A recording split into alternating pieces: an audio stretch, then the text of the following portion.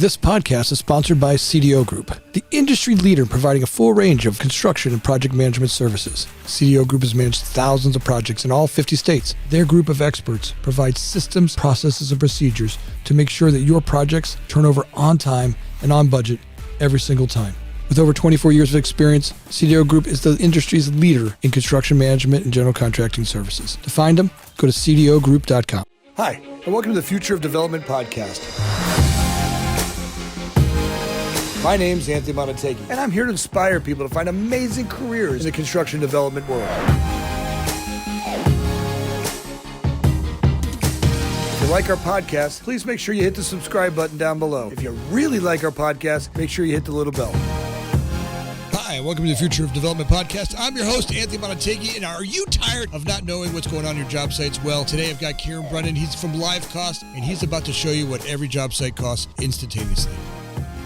Ciaran, welcome to the show. Excited about having you on. You know, anytime we get into more technology, it's always exciting. So welcome to the show.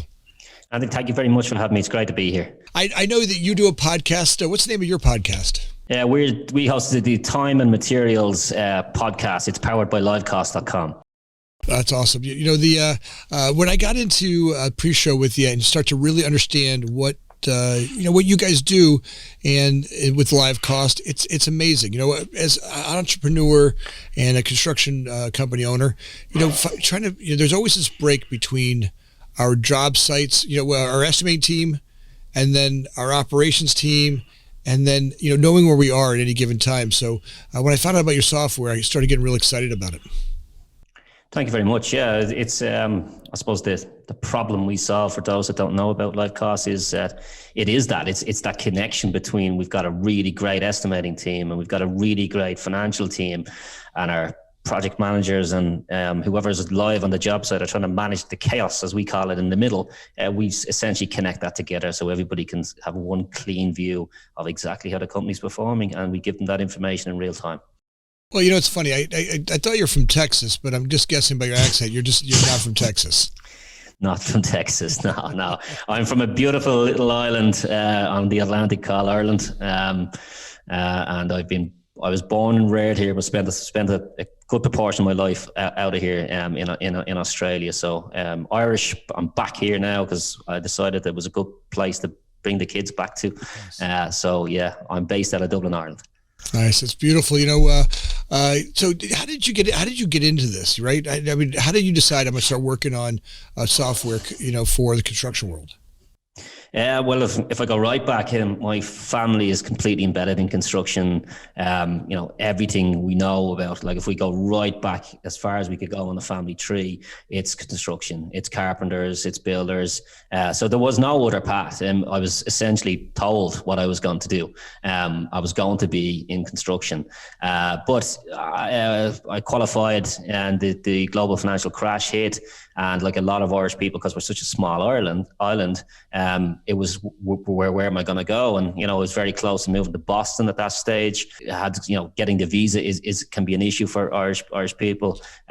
So Boston wasn't a great option for me. London is 30 minutes on a flight. That was a pretty solid option, but I was young and I wanted a bit more of an adventure. So Sydney, Australia was a decision.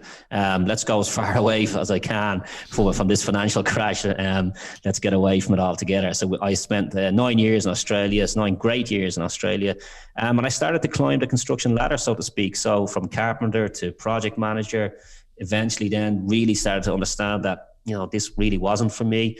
I was more interested in the business dynamics, so started to open up my own construction companies. Couple of failures there, one really good one, and that opened me up into the idea of what could I do next that could impact not just construction projects at a city level or national level, but at a global level, and that's where I got introduced to tech. Well, I think that's something that's really interesting you said. So I say this for the young, startup guy, the young guy coming out of college or not going to college or interested in construction, is that really some of the best learning I've ever had were some of the business failures that I've done, right? Some of the places where I tried, I took a start at something and realized I wasn't organized very well, or I tried. And, when I was young, I started a company called Image Painting, and I realized I hated painting. Right. I was like, oh, yeah, like I can do this. I had a painting company. I was the worst painter that worked for the company. Right.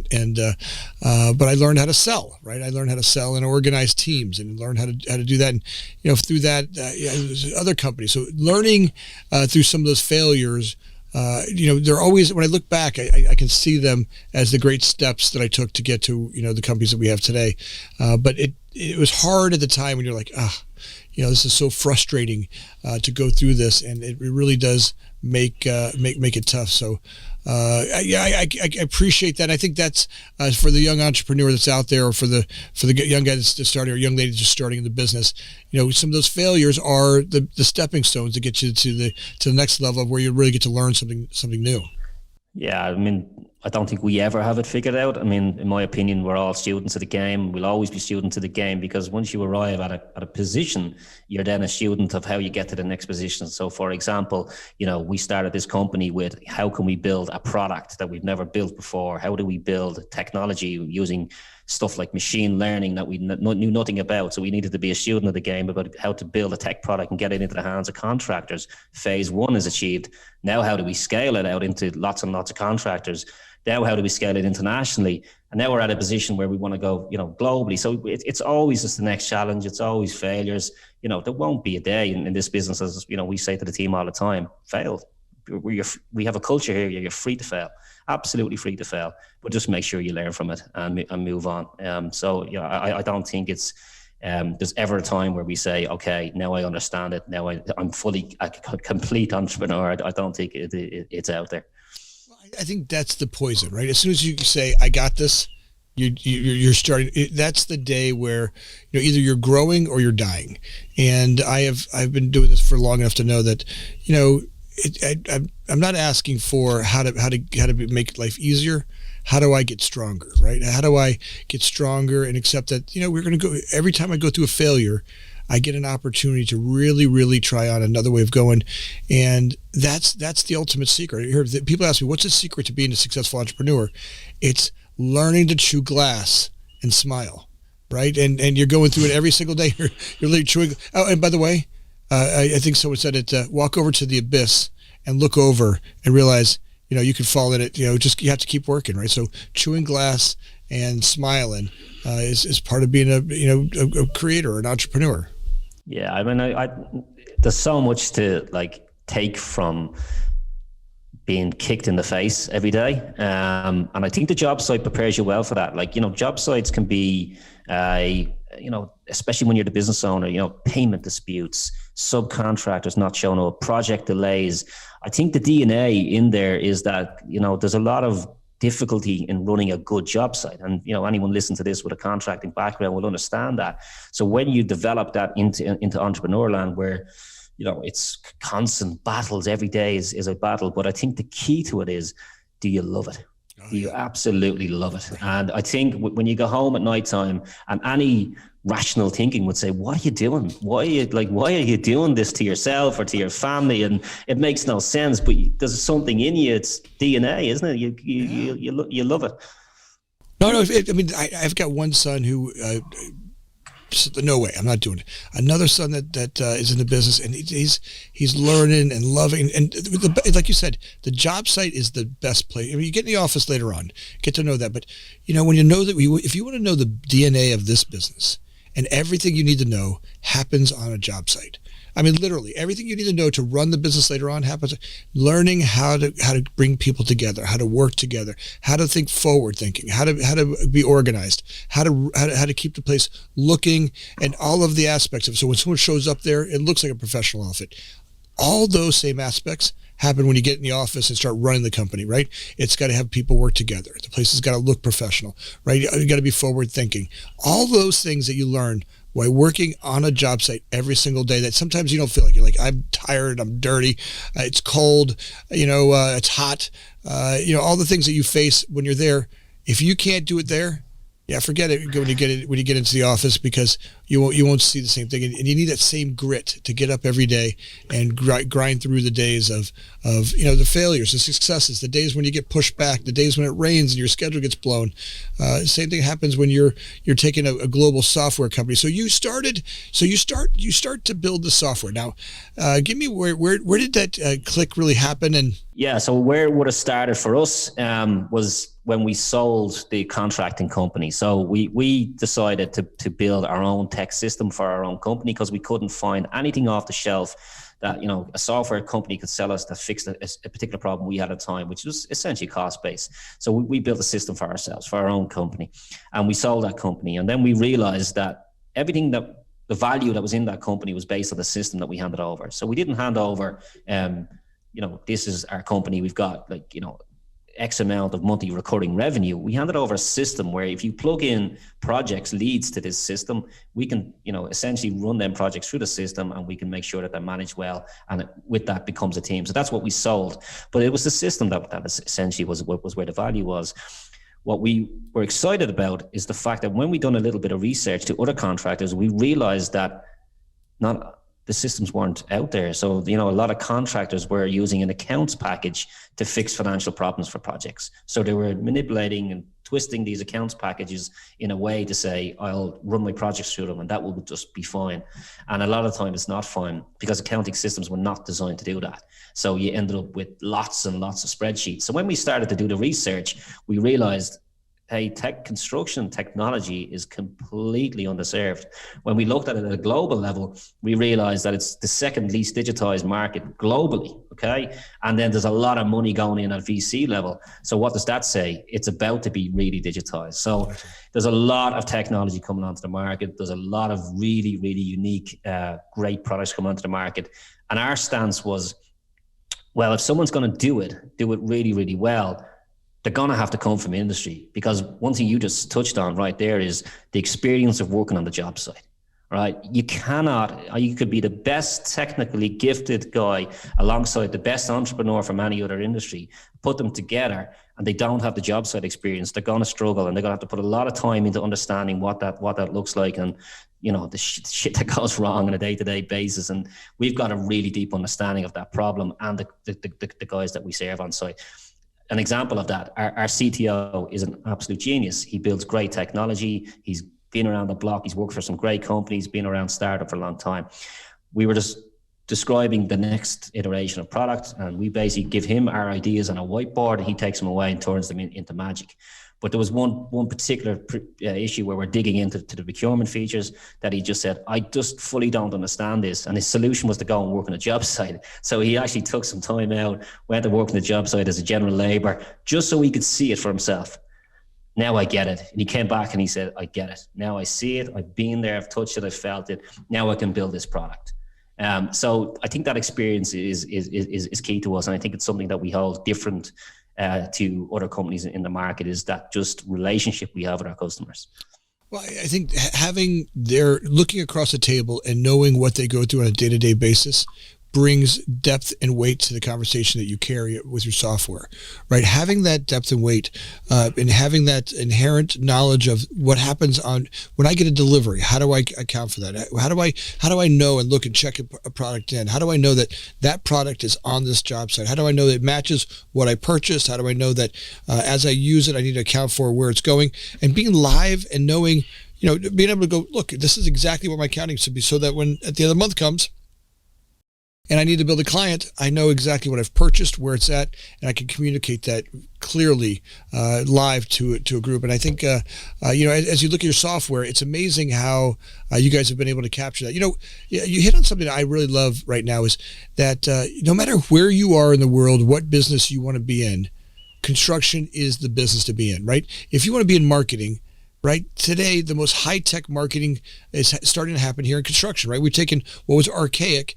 There are people out there that are using podcasts and people that are using digital marketing and all kinds of digital media to go out there and do some of the highest level of marketing in the industry. If you want to be in technology, construction is the sponge that has been dried up waiting for, and now we have all these technologies have grown in the medical field, in the financial fields. Now all of them are in the automotive fields. Now they're all getting applied back to construction, which was kind of a lagging industry. And now if you want to be in technology, construction is the place to be. It is the biggest industry in the world, right? There is no bigger industry that you can get into, and it is at every corner of the planet.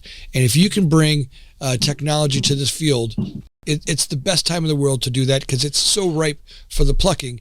Great companies like yourself are gobbling up market share, faster than you can pick it up. And I see that with every conversation that I have, is your ability to grow. Right now is the best time ever to be in technology and construction. Yeah, no, I couldn't agree more. It's a really unique space. It's a really interesting space.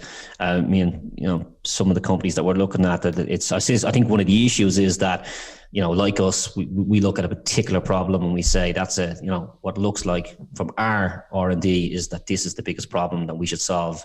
And that's, construction companies just literally wanting to know that I've got enough, what's going on in that project and give me that information in real time. But then you get other companies that will solve a particular niche problem and another niche problem and another niche problem. And if we all end up in these silos, how are we going to connect these dots? Like, a good example of that was, Agora recently, California-based company, they raised 33 million of a Series B, and they just fixed one issue, which is we're a procurement tool for electrical contractors. Okay, brilliant product, massively backed, huge amount of funding. But these companies are going to start appearing in these little niches. So the opportunity is there. Like, you find your problem, you find your niche, and it's absolutely there. And the funding to support it is absolutely there. I think that the opportunity, it's almost better not to look at them, right? Because if you looked at them, you try to mimic them and copy them. I feel like almost what you do when you're in your own little niche, in your own little world, your head's down, and you're making your product brilliant. Right? If you look at the brands who take their product and make them the most brilliant deliverable they can make it. I mean, you guys have a dashboard that's phenomenal, right? If you take that dashboard and it just continues to get easier and easier and clearer and to operate, that, no matter where you are, you're seeing your deliveries, your labor, your contracted costs, your invoices, your quantity takeoffs, be able to communicate that on the dashboard that you have, makes it so that's your niche, right? You've got this communication tool that gives you a dashboard that's easy to operate, right? And then when it's easy to operate, people will get buy-in, right? And then as the team starts to use it in their day-to-day function, which ultimately, somewhere you'll niche up with somebody else that's got another segment of the market tied up. Absolutely, right? How does your API and their API connect to each other? I think that's going to be something we continue to see happen, and as we enter into the bigger conversations, things like the metaverse and, global communication, artificial intelligence, as it starts to really integrate into the system, your data and your dashboards will be those integration tools that may be a segment of it, but it'll be a great segment of it. It's an interesting point, and one of the things that you touch on there is like a lot of these technologies have been deployed into other industries for a long time, and construction has just been slow to adapt them. So, for example, like we worked with the National Digital Research Centre here, and they were able to show us. I'll give you one example: a company that was using a resume, and they extracted the data off the resume because all these resumes came in different formats, and they just wanted an easy way to be able to format it to a structure that they understood. So we can today receive 1,000 resumes, format that in a way that we want to see them, so it extracts the data off the document, so we can make quick decisions whether that passes to the next stage of the recruitment process. We looked at that, and straight away we looked and said, wouldn't that be cool for invoices?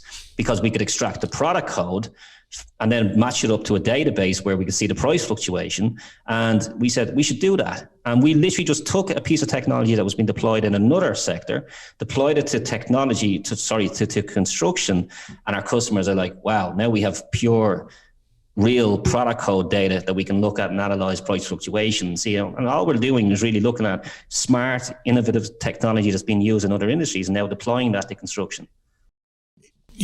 I can squint my eyes and see how the next level of that up starts to be able to go to be able to go and shop from that, right? Taking that historical data that you've known about the projects you have, that which sets a benchmark, right? And costing benchmarks and looking at that, and then going out to the marketplace and going, all right, that's at least where I should start my conversation, right? And then I can look at market conditions and market availability and start to really use a more rounded approach to the way we estimate. I mean, today we've got some unit pricing and but it's not live, right? It's most of this data we get on an annual basis. Sometimes we get it on a twice a year basis, but it's still not live data that's real.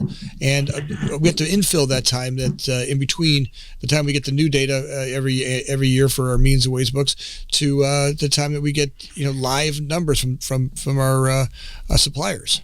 Yeah, when we worked on something right on this particular, like the point that you've brought up there. So we deploy quite a lot into R&D, and one of the touch points from our customers was exactly what you just pointed out. I love this at the invoice level. I'd love to go back a couple of steps where I'm putting my estimate together and have that data at that point in time, not when I've purchased the product, but actually when I'm making the purchasing decision. Give me the data I need when I'm making the purchasing decision. So we looked at that problem. We said, cool, let's see, can we figure that one out? And if the answer to that is an API into all your merchants, all your suppliers, all your lumberyard, wherever you buy your material, if we had an API direct into these places, we could see live stock, availability, price, everything we need to know, so we can make an informed buying decision, and we can line different suppliers, different merchants beside each other. The problem we face is when we went to the market with that, we had to educate what was an API and why you should have one. So the market was just not ready for that conversation. So what we done was we went to the top level to companies like Hilti, who are absolutely at this. They see it, they know where it's going.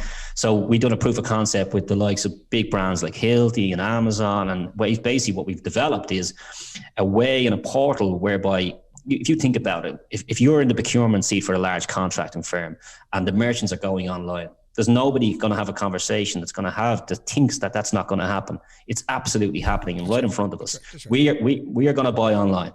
And what happens for me as the individual now in the procurement seat, do I really think it's a better way, a better efficient way for me to have 5, 6, 16 logins to all these different merchants?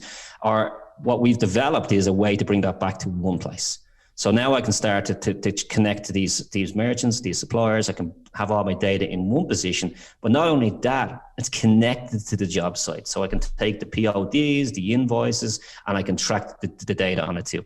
Well, here, I know that people are saying they're not ready for it, but I'm saying that if they're not, right, and brands like Hilti, look, I've had them on the show a bunch, right, and they are one of the most innovative groups out there across the construction world. And as you look at brands that can see that, right, those APIs, I say go back a step further, right? It goes back to if they can't figure out if those APIs can't link up to the total industry, we're going to effectively see the number one change, which is great that we could do it during estimating. Great, that's great.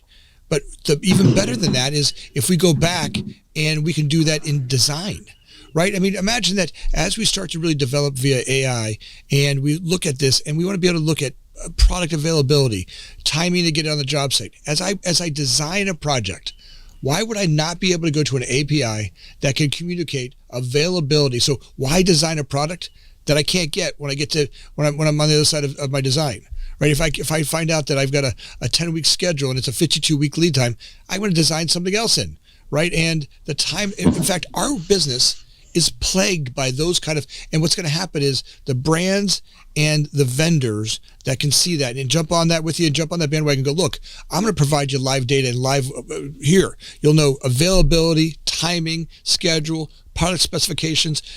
By the way, we're also going to have you tied into the metaverse. We'll do 3D drawings of our products, every HVAC unit, every board length, every sheet of plywood, every sheet of drywall.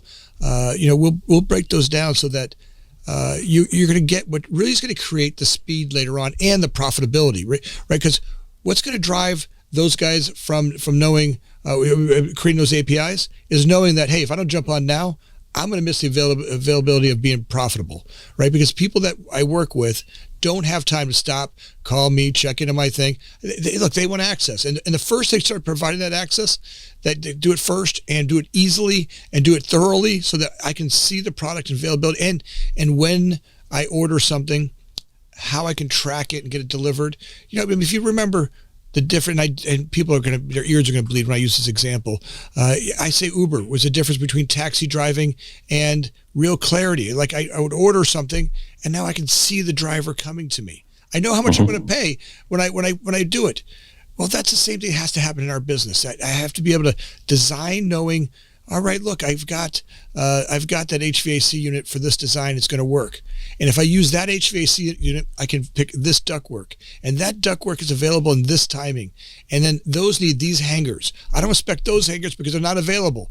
Oh, by the way, that doesn't integrate to the slab that I'm building. When I use the Hilti machine, I want to make sure the hangers I use for this unit and for the pipe hangers and for the duct hangers and for the gas lines, I can use the same hanger for.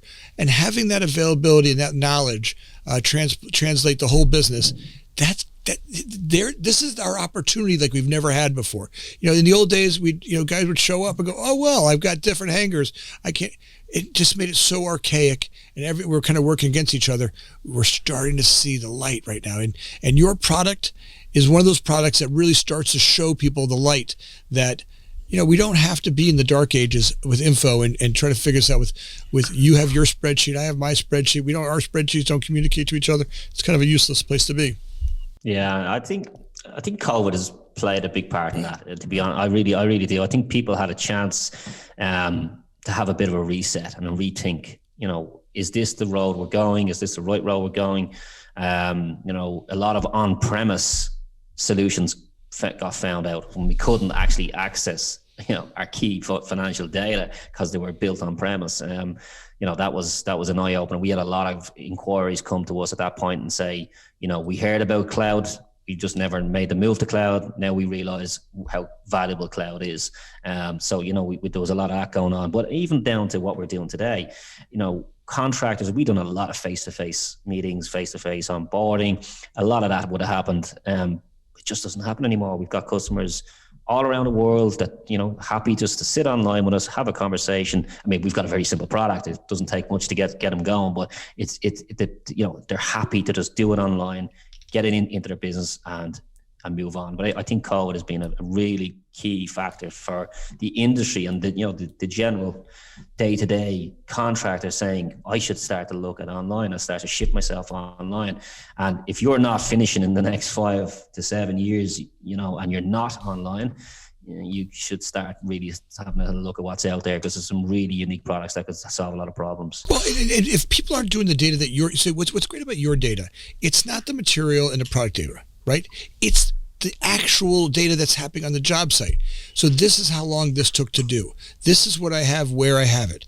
Your data that you're collecting is, what's great about your segment is it's potentially one of the most valuable communicators to the rest of the process, right? Because here's how many people it took to hang this many sheets of drywall. Here's how long it took to pour that footing. The actual data that relates to the day-to-day activities that happen on jobs live, right? Actual live, continuous communication. That part that you guys are developing, I'm going to say is as important, if not one of the most important part of being able to create the predictive indexes that we're going to need to do to really get to take construction to the next level, right? To go to that, to go to 24 hours a day, 7 days a week, and be able to build faster than we've ever done before and more profitable. We've got to get rid of the dark ages, right? How many people does it take to do something? When I hire a team of people to come to a job site, what can I expect from them? That dark ages that we still have this darkness out there. Does a crew come out and hang 15 sheets of drywall, 30 sheets of drywall? What's my expectation? That's got to go away, because I can't develop schedules that will make everybody else profitable, right? Because if you show up to start painting and I haven't finished drywalling or mudding or taping, and your crew's day is wasted, I just lost our margins are already thin enough, right? I need to be able to communicate and continuously update everybody in this process to make sure that we stay on schedule. And then ultimately I can count on, I'm going to be on this job site tomorrow, and I'll be able to be really effective when I get there, right? And I'll be able to get my job done at record paces because everything that I expected to be there was the way that I wanted it to be. Yeah, and I think what we're digging into there is data, and historically, construction companies and contractors, let's be honest, we're not the best at going analyzing our data. So if you compare us to an industry, let's say marketing, for example, we've got a marketing team here, and I'm always impressed by how data-driven marketing decisions, like every decision that our marketing team make is a data-driven decision. I'm always impressed when I sit in a meeting with the marketing team because they'll pull up a dashboard, let's say Google Analytics. We're going to make this decision because this is the analytics that we're seeing. These are the click-through rates. This is what's happening on LinkedIn, and it's completely data-driven decisions, and everything they do from a next campaign and what we're going to do next is based on what's happened previously. And I think about that and I bring that to my contractor world and I say, wow, well, what if the decisions we made as a company were based in a similar sense where we say we shouldn't do them types of projects because the last time we done that type of project, we didn't do too good, or this is why we didn't do good, and these are the areas of the project we need to hone in on, or when we do this type of work with this type of sub, it doesn't really work out too well for us. We need to look at this. So we're big on data here and, trying to avoid real key data. Even if you think back to what we touched on with the materials data, why are we buying our lumber from that particular supplier? Because every time we buy, we get an overcharge. We should change suppliers. Having that data in front of us. So it's something we think about a lot as well. And again, we think about the shift and just taking learnings from other industries. There's so much that we can take from them industries that we can apply to construction to make us do things a hell of a lot better than how we're doing them today. Well, I got to tell you, I honor you and the team over at LiveCosts for the work that you're doing. It's phenomenal. And as you guys continue to make these leaps, right, and these big jumps and these big announcements that you're making, as you continue to do that, and I love it. It's out of Ireland, and the work that you're doing is amazing. As you continue to do that, I would love to have you back on the show and keep showing off, because. Look, it inspires. It's inspiring, right? Your work that you're doing is inspiring the industry, and to me, that's what I want to do. I want us to be inspiring folks to do amazing things in this business. Because, look, without this construction world, the world that we see, the beautiful cities that we have, the beautiful construction builds the amazing worlds, and the more data we collect, the smarter we do this at, the more beautiful they can be every single day. And not only that, I think people love what they do a little bit more, and you guys are certainly breaking through that. Ciaran, if people want to get a hold of you and your team and they want to get involved with either working there or bring your product into their company, how do they get a hold of you? Yeah, so LiveCosts.com is our website. You can come through there and have a little look around at what we do. If people want to connect with me, LinkedIn's probably the best place to find me. You can find me just by searching maybe through LiveCosts.com. You'll see me there. But that's probably the best place to see us. And likewise, there's a lot of great products that are doing great things in construction from a product point of view, but also the industry needs shows like yourselves that are just spreading good, positive news stories about the industry. So kudos to you too for what you guys are doing over there. Thanks. I appreciate it. And like I said, we'll have you on again. So keep us up to date. And I'd like to see you maybe in the next 6 months come back out with your continued development. So thanks for being on the show. And we are grateful. Hey, by the way, if you guys liked this show and really liked what we talked about, if you got inspired, could you do me a favor and just take a second right now and subscribe, right? We need that to know that we're doing the right thing. If there's any comments you have about the show or something that we could do that would make you happy, let us know down in the comments. Please take a second right now and just do that for me. And if you really like the show, please subscribe for us and hit that little bell because it means the world to us to have our listeners continue doing that, and we're grateful. Thanks again for being on the show. Thanks, Anthony. Thanks for joining us. My name is Anthony Amunategui, always looking for people to bring insight into the industry, finding ways to inspire people to have amazing careers in the development world. If you liked our podcast, make sure you hit the subscribe button down below. If you really liked our podcast, make sure you hit the little bell. Thanks again for listening. Please share it with your friends.